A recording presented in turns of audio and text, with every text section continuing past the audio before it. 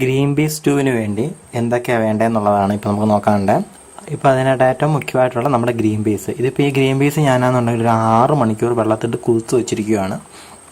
എങ്കിലേ നമുക്ക് green peas കറി ഉണ്ടാക്കാൻ പറ്റത്തുള്ളൂ. ഇപ്പോൾ അതിനുവേണ്ടി ഒരു സബോളയെ, പിന്നെ എന്നുണ്ടെങ്കിൽ ഒരു ചെറിയ ക്യാപ്സിക്കവ്, അതുപോലെ തന്നെ ചെറിയ കഷ്ണം ഇഞ്ചി, ഒരു 5 അല്ലി വെളുത്തുള്ളി, ഒരു 2 ചെറിയ ഉള്ളി, പിന്നെ എന്നുണ്ടെന്നുണ്ടെങ്കിൽ നമുക്കിതിന് വേണ്ടി പച്ചമുളക്. ഇതിപ്പോൾ ഞാനൊരു ചെറിയ 6 പച്ചമുളക് എടുത്തിട്ടുണ്ട്. സ്റ്റൂ ആയത് കാരണം തേങ്ങ വേണം. ഇതിപ്പോൾ ഒരു അരമുറി തേങ്ങ എടുത്തിട്ടുണ്ട്. പിന്നെ ഒരു 2 ഏലക്കോളം നമുക്ക് വേണം.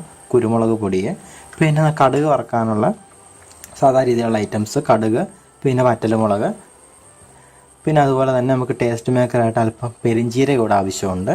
പിന്നെ ഒരു തുള്ളി മഞ്ഞൾപ്പൊടി. ഇത്രയാണ് നമുക്ക് മെയിനായിട്ട് നമ്മുടെ ഇൻഗ്രീഡിയൻറ്റ്. നമുക്കിതിനകത്ത് ആദ്യം ഇപ്പോൾ ചെയ്യേണ്ടത് ഈ ഗ്രീൻ പീസ് ആണെന്നുണ്ടെന്നുണ്ടെങ്കിൽ നമുക്ക് ആദ്യം നന്നായിട്ട് കുക്കറിനകത്ത് വേവിച്ചെടുക്കണം. അപ്പോൾ ഗ്രീൻ പീസിനൊപ്പം തന്നെ നമ്മൾ ഈ കാണിച്ച എല്ലാ ചേരുവകളും അതിനൊപ്പം ഇട്ട് നമുക്ക് വേവിച്ചെടുക്കാം. സബോളയെ, പിന്നെ ക്യാപ്സിക്കവ്, അതുപോലെ തന്നെ ഇഞ്ചി ചെറുതായിട്ടാണ് അരിഞ്ഞ് വെച്ച ആ കഷ്ണം ഇടുന്നതാണ് നല്ലത്. ഉള്ളി ചേർക്കാനായിട്ട്, ഉള്ളി നമുക്ക് അവസാനം കടുക് വറുക്കാനായിട്ട് അതിനൊപ്പം നമുക്ക് അരിഞ്ഞ് ചേർക്കാൻ വേണ്ടി മാത്രമാണ്. ഈ ഗ്രീൻ പീസും കൂടെ അതിനകത്തോട്ട് ഇട്ട് കൊടുത്തതിന് ശേഷം നമുക്ക് അത്യാവശ്യത്തിന് വേണ്ട ഉപ്പും അതുപോലെ തന്നെ ഒരു നുള്ളു മഞ്ഞൾപ്പൊടി, ഇത്രയും കൂടെ ചേർത്തിട്ടാണ് ഈ ഗ്രീൻ പീസ് നമുക്ക് നന്നായിട്ട് വേവിച്ചെടുക്കേണ്ടത്. ആവശ്യത്തിനുള്ള വെള്ളം വെക്കാവുള്ളൂ. പിന്നെ ഇതിനൊപ്പം തന്നെ നമ്മൾ അല്പം ഇതിനകത്തോട്ട് എണ്ണ ഒഴിച്ച് കഴിഞ്ഞാൽ കുക്കറിൽ നിന്ന് കുറച്ച് തൂവി പോകുന്ന കുറച്ച് ഒഴിവാക്കാൻ പറ്റും. മാത്രമല്ല പെട്ടെന്ന് തന്നെ വെന്ത് വരികയും ചെയ്യും. അങ്ങനെ ഒരു കാര്യം കൂടെ ഉണ്ട്. ഇതിനാണെന്നുണ്ടെന്നുണ്ടെങ്കിൽ നമുക്ക് ഒരു 5 വിസിൽ നന്നായിട്ട് അടിക്കണം. ഗ്രീൻ പീസിന് കുറച്ച് വേവ് കൂടുതലാണ്. 5 അല്ലെന്നുണ്ടെങ്കിൽ 4 വിസിൽ. അത് പ്രഷർ കുക്കറിനെ ഡിപ്പെൻഡ് ചെയ്തിരിക്കും. ഈ കുക്കറിനകത്താണ് ഒരു 5 വിസിലോളം ഇതിനകത്ത് വേണം. നമുക്കിത് നന്നായിട്ട് വേവിച്ചെടുക്കാം. ഇപ്പം ഞാനാണെന്നുണ്ടെങ്കിൽ നന്നായിട്ട് ഞാനിത് വേവിച്ചെടുത്തായിരുന്നു. അത് ബാക്കിയുള്ള ആ ഒരു എയർ പ്രഷർ അതും കൂടെ ഞാൻ കളയുകയാണ്. അല്ലാതെ നമ്മളൊരു കാരണവശാലും കുക്കർ തുറക്കാൻ പറ്റില്ലല്ലോ. തുറന്നാൽ എന്താ പറ്റണമെന്ന് അറിയാമല്ലോ. അപ്പോൾ അതുകൊണ്ട് തന്നെ ഇപ്പോൾ അത് നന്നായിട്ട് പുറത്തോട്ട് ആവിയൊക്കെ വരുന്നുണ്ട്.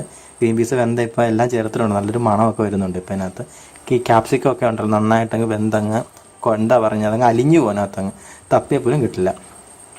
ഇനി ഇപ്പോഴാണെന്നുണ്ടെങ്കിൽ നമുക്ക് ഗ്രീൻ പീസ് സ്റ്റൂവിന് വേണ്ടിയുള്ള തേങ്ങാപ്പാൽ ഉണ്ടാക്കാം. അപ്പോൾ തേങ്ങാപ്പാൽ ഉണ്ടാക്കാനായിട്ട് പ്രത്യേകിച്ച് ഇപ്പോൾ എടുത്തു വരേണ്ട ആവശ്യമൊന്നുമില്ല. നമുക്ക് തേങ്ങ ഇപ്പോൾ മിക്സ് ചെയ്യുന്ന ജാറിനകത്തിട്ട് ആദ്യം നമുക്ക് ഒരല്പം വെള്ളം ചേർത്ത് അരയ്ക്കാം. വെള്ളം ചേർക്കാതെ അരച്ച് തേങ്ങയുടെ 1-ാം പാലിനാണെന്നുണ്ടെങ്കിൽ കുറച്ച് വെള്ളം ചേർത്ത് അരയ്ക്കുന്നതാണ് നല്ലത്. അപ്പോൾ ഇപ്പോഴാണെന്നുണ്ടെന്നുണ്ടെങ്കിൽ ഞാൻ അല്പം വെള്ളം ചേർക്കും. കാരണം ഈ തേങ്ങയ്ക്ക് വെള്ളമയം കുറവ്, കിടന്ന് കുറച്ച് ഉണങ്ങിയ തേങ്ങയാണ്. അപ്പോൾ അതുകൊണ്ട് തന്നെ കുറച്ച് വെള്ളം ചേർത്ത്, നിങ്ങൾ നല്ല വെള്ളമുള്ള തേങ്ങയാണെന്നുണ്ടെങ്കിൽ നിങ്ങൾ നല്ല അടിച്ചെടുത്താൽ മതി. ഇപ്പോൾ ഏകദേശം നന്നായിട്ട് ഞാൻ ഇപ്പോൾ അരച്ചെടുത്തിട്ടുണ്ട്. നമുക്കൊരു അരിപ്പ ഉപയോഗിച്ച് ആ തേങ്ങാപ്പാലങ്ങ് മാറ്റിയിടുക. സ്റ്റൂവിനായത് കാരണം കൊണ്ട് തന്നെ നമുക്ക് നല്ല കട്ടിയുള്ള തേങ്ങാപ്പാലാണ് നല്ലത്. അപ്പോൾ ഞാനിപ്പോഴത്തേക്ക് 1-ാം പാലും 2-ാം പാലും എടുക്കുന്നുണ്ട്. ഒരല്പം കൂടെ നമുക്ക് വെള്ളം ചേർത്തതിന് ശേഷം ഈ പീര തന്നെ ഉണ്ടല്ലോ, നമുക്ക് ഈ പീര തന്നെ പിന്നെ ഒന്നുകൂടെ വെച്ച് നമുക്ക് അല്പം കൂടെ വെള്ളം ചേർത്ത് ഒരു തവണ കൂടെ 2-ാം പാൽ കൂടെ എടുക്കാം. ഒത്തിരി വെള്ളം ചേർക്കണ്ട, കുറച്ച് മതി.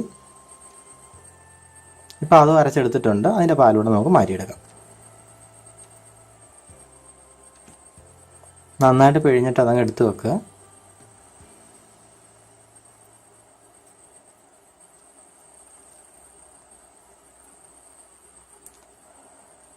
ഞാനിപ്പോൾ സ്റ്റൗവിലോട്ടൊരു കടായി വെച്ചിട്ടുണ്ട്. പാത്രം നന്നായിട്ട് ഇപ്പോൾ ചൂടായിട്ടുണ്ട്. ചൂടായതിന് ശേഷം എണ്ണ ഒഴിച്ചു കൊടുക്കുക എപ്പോഴും കടുക് പൊട്ടിക്കുമ്പോഴത്തേക്ക്. ഇതെന്ന് വെച്ച് കഴിഞ്ഞാൽ അല്ലെന്നുണ്ടെങ്കിൽ അത് പൊട്ടി വരാനായിട്ട് കുറച്ച് താമസമുണ്ട്. അത് ചെറിയ ടിപ്പ്, അവിടെ പറയണ്ട കേട്ടോ. അപ്പം നന്നായിട്ട് ചൂടായിട്ടുണ്ട്. ഞാൻ അതിനകത്തോട്ടേക്ക് കടുക് ഇട്ട് കൊടുക്കുകയാണ്.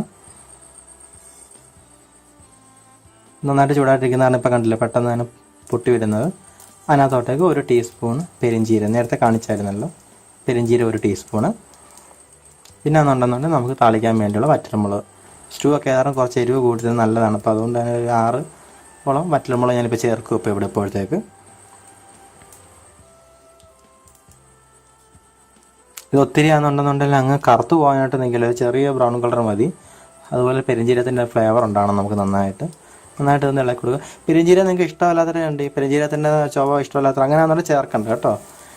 നേരത്തെ എടുത്ത് വെച്ചിട്ട് ഉള്ളി, ആ ഉള്ളി ഇപ്പോഴത്തേക്ക് നന്നായിട്ട് അരിഞ്ഞ് ചേർക്കും. ഉള്ളി ചേർത്ത് കഴിഞ്ഞാൽ സ്റ്റൂവിന് ഒരു പ്രത്യേക ടേസ്റ്റ് തന്നെയാണ്. ഒന്ന് പരീക്ഷിച്ച് നോക്കുക, ഒന്ന് നല്ല ടേസ്റ്റാണ്. പിന്നെ അതിനകത്തോട്ടൊക്കെ ഇപ്പോൾ ഞാൻ കറിവേപ്പില ഇട്ട് കൊടുത്ത് നന്നായിട്ട്. കറിവേപ്പില ഒന്ന് ഒത്തിരി ഒരു കാരണവശാലും കരിഞ്ഞ് പോകരുത്, നമുക്ക് സ്റ്റൂ ആണ്. അപ്പോൾ അതുകൊണ്ട് തന്നെ നമുക്ക് എന്നുണ്ടെന്നുണ്ടെങ്കിൽ ഒരു കറിവേപ്പില ചെറുതായിട്ടൊന്ന് എണ്ണയിലൊന്ന് മൂത്ത് വന്ന് അതിനകത്തോട്ടൊരു 4 ഏലക്കയും കൂടെ ഇട്ട് കൊടുക്കുക. സ്റ്റൂ ആയത് കാരണം നമുക്ക് ഏലക്ക ഇട്ട് കൊടുത്ത് കഴിഞ്ഞാൽ ഒരു പ്രത്യേക ഫ്ലേവറാണ്. സാധാരണ ഗ്രീൻ പീസ് കറിയേക്കാളും എങ്ങനെ നോക്കി കഴിഞ്ഞാൽ ഇത് കുറച്ചും കൂടെ അതിൻ്റെ ഒരു എന്താ പറയുക, ഒരു ഇലക്കയുടെ ഒരു മണവും പിന്നെ പെരുംജീരകത്തിൻ്റെ ഇതും കൂടെ ചേർന്ന് നല്ല. എന്നാൽ മസാലക്കൂത്തലൊന്നും എന്നിട്ടുണ്ടാവത്തുമില്ല. വേറെ നമ്മൾ പ്രത്യേകിച്ച് യാതൊരു എരിവും ചേർക്കണില്ല. ഇതിനകത്ത് പച്ചമുളകിൻ്റെ എരിവേ ഉള്ളൂ. പിന്നെ ലാസ്റ്റ് ആണെന്നുണ്ടെങ്കിൽ കുരുമുളക് പൊടി നമുക്ക് തേങ്ങാപ്പാൽ ചേർത്തതിന് ശേഷം ആ നേരത്ത് അല്പം കുരുമുളക് പൊടി ഒഴിച്ചു കൊടുക്കുക, അതിനകത്തോട്ട് ഇട്ട് കൊടുക്കാം. അല്ലാതെ ഇപ്പോൾ വേണമെന്നുണ്ടെങ്കിലും ചേർക്കാം, നിങ്ങൾ ഇഷ്ടമാണ്.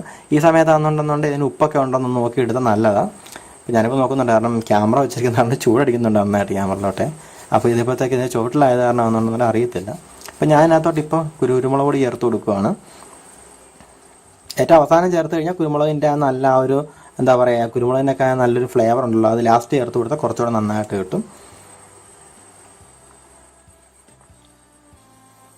എന്നിട്ട് നന്നായിട്ടൊന്ന് മിക്സ് ചെയ്യുക. പിന്നെ ഇപ്പോൾ നിങ്ങളിപ്പോൾ ഉണ്ടാകുന്ന സ്റ്റൂ കുറച്ച് കുറുകിയാണ് നിങ്ങൾക്ക് വേണ്ടതെന്നുണ്ടെന്നുണ്ടെങ്കിൽ ഈ വെള്ളം നമുക്കൊന്ന് വറ്റിക്കാം. ഞാനിപ്പോഴത്തേക്കാണെന്നുണ്ടെങ്കിൽ അങ്ങനെ അത്രയും കുറുക്കുന്നില്ല, അതുകൊണ്ടാണ്. അപ്പോൾ ഇതിനകത്തോട്ടേക്ക് ഇപ്പോൾ തേങ്ങാപ്പാൽ അതുകൊണ്ടാണ് ഇപ്പോൾ ഒഴിച്ചു കൊടുത്തത്. തേങ്ങാപ്പാൽ ഒഴിക്കുമ്പോൾ ഒരു കാര്യം ശ്രദ്ധിക്കുക, ഒരു കാരണവശാലും പിന്നെ ഒരു കാരണം തിളയ്ക്കാൻ പാടില്ല. സ്റ്റൂ എല്ലാം മറ്റേ ഉടനെ എണ്ണയായിപ്പോവും. അതുകൊണ്ട് തന്നെ ഇത് നല്ലൊരു സ്റ്റൂ ആണ്. എല്ലാവരും ഇതൊന്ന് ഉണ്ടാക്കി നോക്കുക. നമുക്ക് അപ്പം, പുട്ട്, അതുപോലെ തന്നെ ഇടിയപ്പത്തിനൊക്കെ ഏറ്റവും സൂപ്പറാണ്. എല്ലാവരും പരീക്ഷ നോക്കിയിട്ട് അഭിപ്രായം അറിയിക്കുക. നമ്മുടെ ചാനലാണ് സബ്സ്ക്രൈബ് ചെയ്യാത്ത ആരെങ്കിലും ഉണ്ടെന്നുണ്ടെങ്കിൽ ചാനൽ തീർച്ചയായിട്ടും സബ്സ്ക്രൈബ് ചെയ്യുക. അതുപോലെ തന്നെ വീഡിയോ ഷെയർ ചെയ്യുക. പുതിയൊരു വിഭവമായി വീണ്ടും കാണാം.